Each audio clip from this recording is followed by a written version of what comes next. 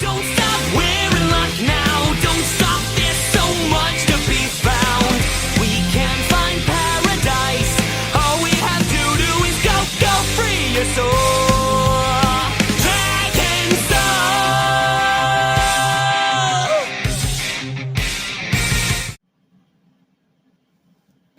Alright, we don't have any time to waste today because we gotta do Fortnite NFL as well. So,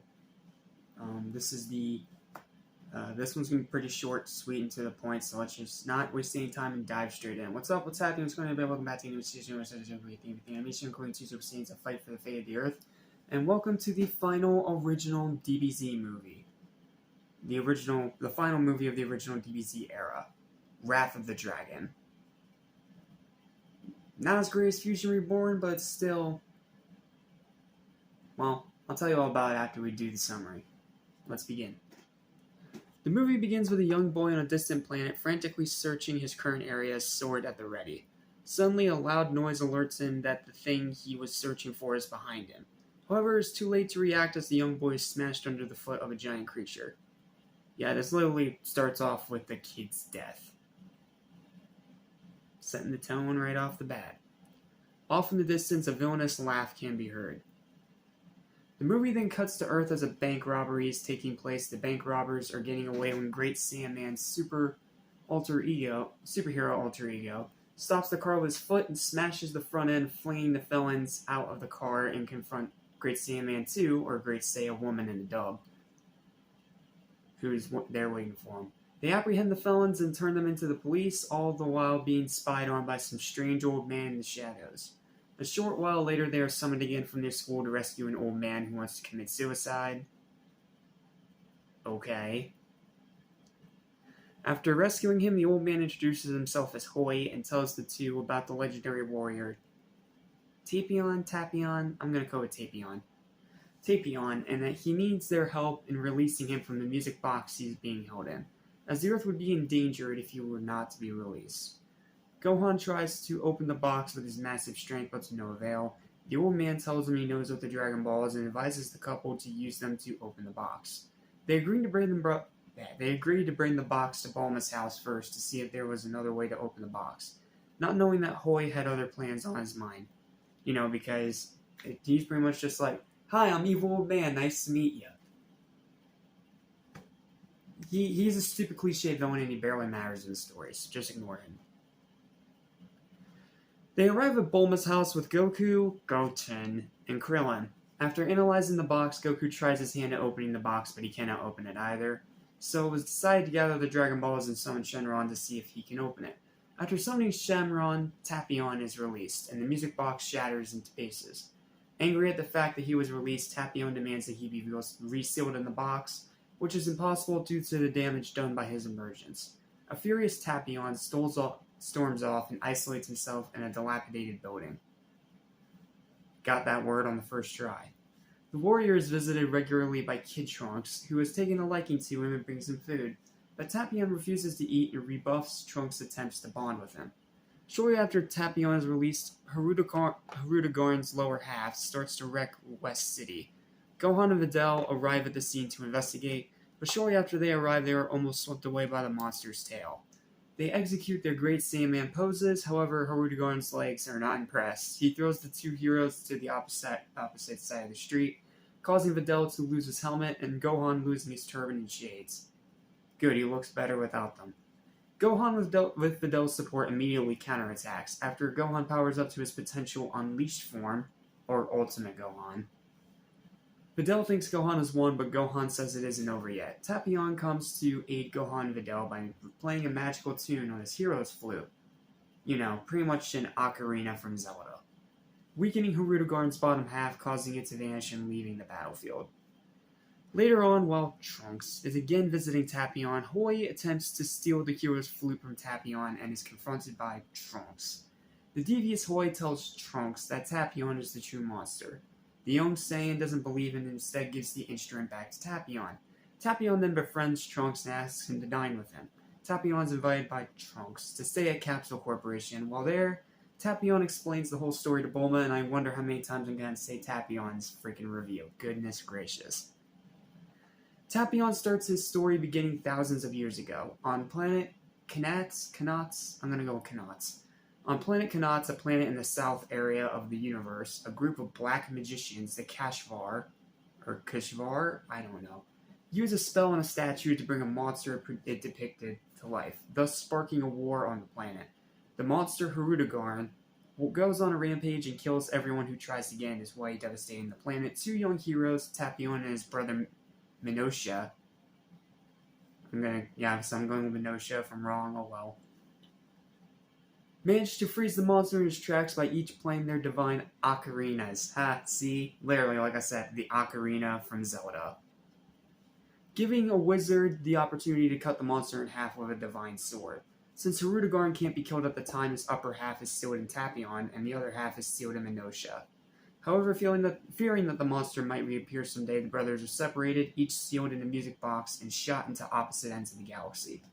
After hearing Tapion's story, Bulma decides to create a room based on the broken music box design, and the music the hero's flute produces so that Tapion can finally rest. Hirudegarn's lower half is once again wreaking havoc as he draws many men and women into his tail to devour their life energy. At the same time, Tapion tries sleeping inside his new chamber, but he has a terrible nightmare that causes him to destroy it. The next morning, Goku, Gohan, Goten, and Videl arrive at Bulma's house to inspect the damaged chamber.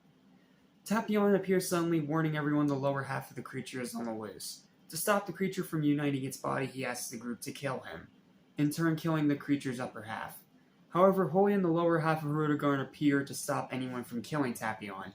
When Tapion is about to play the hero's flute, the power of the lower half causes the upper half in Tapion's body to react and release itself. Hoy succeeds in his plans, and with the monster back together, he believes nothing can stop him. A battle begins as Goku transforms into Super Saiyan 2. Goten transforms into Super Saiyan. He should have been cut out of this movie entirely. He barely does a thing. And Gohan powers up to his maximum potential. They launch their counterattack, but are quickly beaten since the monster can easily dodge by teleporting and countering their attacks. Gohan is grabbed, and just before he is about to be squeezed into a pulp by Hirudegarn, Vegeta saves him by firing a ki blast to Hirudegarn's arm and proceeds to fight. This is pretty much the exact same treatment Vegeta got in BoJack. Not good. He transforms into a Super Saiyan, angry at Hirudegarn for wrecking his house in Capsule Corporation. Okay. After a brief fight, Vegeta is thrown through a nearby building but is knocked out after he saves people in the building from Hirudegarn's flame attack by using all his power to create a barrier strong enough to withstand it. Goku comes in to help, but still is unable to beat the monster, squeezed very badly and knocked out. Goten and Trunks fuse into Gotenks and fire his continuous Dai missile at the monster. Hirudegarn is believed to be defeated, but the attack only causes him to evolve into his second, more powerful form. Now in his new insect-like form. Yes, get your cell jokes out now.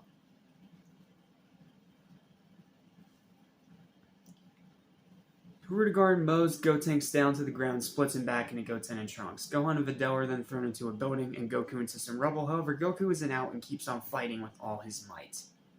Just then, Tapion plays the hero's flute again and manages to seal Hirudegarn inside himself. He then asks Trunks to kill him with his own sword, which would destroy the monster. Trunks hesitates at first, but just as he is about to do it, Hirudegarn breaks free, and the hero's flute is destroyed in the process. Hoy mocks Tapion for being so foolish, but is killed by Hirudegarn when he steps on him. Sound familiar? Yeah, it sounds like Boo. It literally sounds like Bobbity.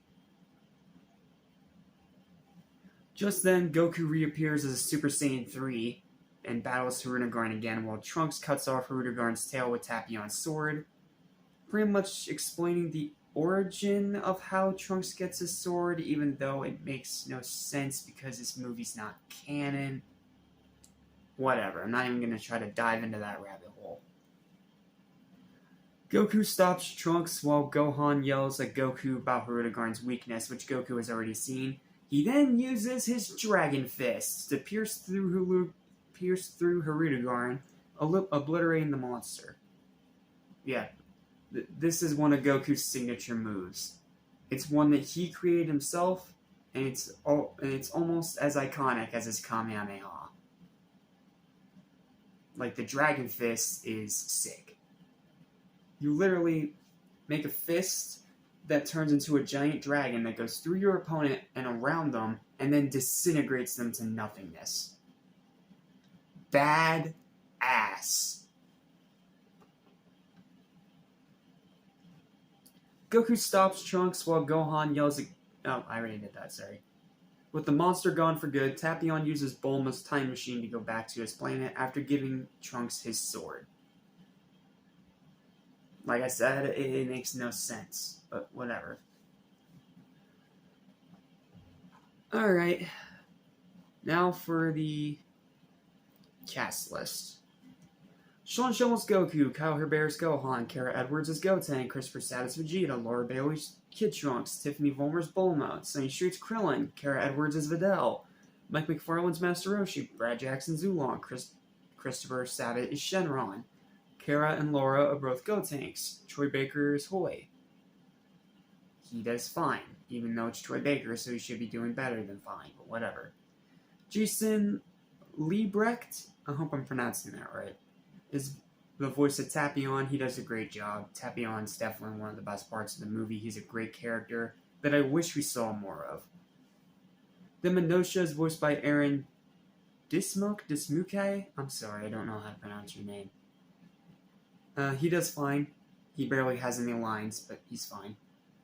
Then, no one knows who voices the Canastian Wizard. There's no credit. Like, literally no credit. Robert McCollum voices Rudigarn. He's fine. All he does is roar. Duncan Brannon is Sharpner. He's fine. Stephanie Dodoni as Miss Hamilton is fine. Ian Sinclair. Yes, the voice of Whis. Marcus Lloyd and Jim Johnson are the voice of the robbers.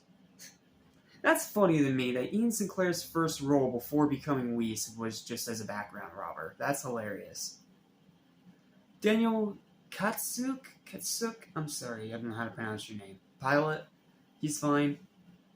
Bryce Armstrong's the radio voice, he's fine. Jeff Johnson, David Trosco, and Kevin and McConnelly are the mob guys, they're fine. Andy Mullins as the HQ voice is fine. Onlooker has no English credit. Excuse me. And then Cynthia Kranz and Sean Michael Teague are the voice of the animatrons. They're fine. So yeah, that's pretty much the movie. It's great action, a great fight. I mean, it's pretty much Super Saiyans fighting Godzilla. They're fighting a kaiju. It's as awesome as it sounds, and it's as epic as it sounds too. And the writing's pretty good, though there are some plot holes. And, you know, there's problems with this movie, sure, but most of it's still great. It's at the very least solid for the most part. And then the ending just easily rockets it up. However, it does lack a little bit of rewatch value. Not to mention how many times it blatantly ripped off Zelda, so it is what it is. Overall, though, this is still a great movie in my opinion, and if you haven't seen it yet, definitely check it out. Just know it's not entirely original, because I'm pretty sure we've seen a story like this in many other places, not just anime, so yeah, and because of that, I think that Wrath of the Dragon deserves a full final verdict of an 8 out of 10. I gave a 9 to Fusion Reborn, I'm giving an 8 to Wrath of the Dragon because it's not as good as Fusion Reborn, but it is a great movie still. And yet, it's another knockout. Like, it feels like after they got the 2 crappy Broly sequels out of the way, they started getting good again. But unfortunately, that's the end of the Z era movies, because we wouldn't get another movie for another 13 years or so. Because it wouldn't take until 2013 when we finally got our next movie, and by then, it was actually canon, and it started its own whole quadrilogy. So, I count that as a super movie, even though Z's in the title. Deal with it. But, before we get to that, we still have one last piece of unfinished business, and that is, I hate to say it, but we have one more piece of crap to get through. Episode of Bardock. But I promise you it's the last one. After this, it's positive. Like, I literally like all the sagas in Dragon Ball, Dragon Ball Z, and Dragon Ball Super. So, yeah. Tomorrow will be the last negative review of the month. and then it will be pretty much positivity from here on out, because after that, we get to dive into the super movies. And they're all pretty damn good, so. We'll start tomorrow with a special 10th anniversary celebration review of Battle of Gods. Well, not tomorrow, sorry. Saturday, right? Saturday? Because today, yeah. Saturday. Saturday we'll do our special 10th anniversary review of Battle of Gods. But, tomorrow is episode of Bardock. I promise you it'll be a quick review, and I'll get my thoughts out as fast as possible. That way you guys don't have to suffer through it as much as I do. So, yep, that's it. Thank you guys for watching. Please don't forget to like, share, and subscribe. And for those of you that don't really care about the Dragon Ball stuff, well, we got the Fortnite NFL stream. And speaking of that, we're going to be starting early today. I'm going to try to start at 2:30. So I should be starting in about 5 minutes. I have no idea if this review will be out before then, but if it isn't, oh well. 2:30. So, yep, that's it. Thanks for watching. See you for Fortnite NFL, and then for the rest of you, see you for episode of Bardock. And then for all of you in general, have a great day. Thanks for watching. I'll see you next time. Peace.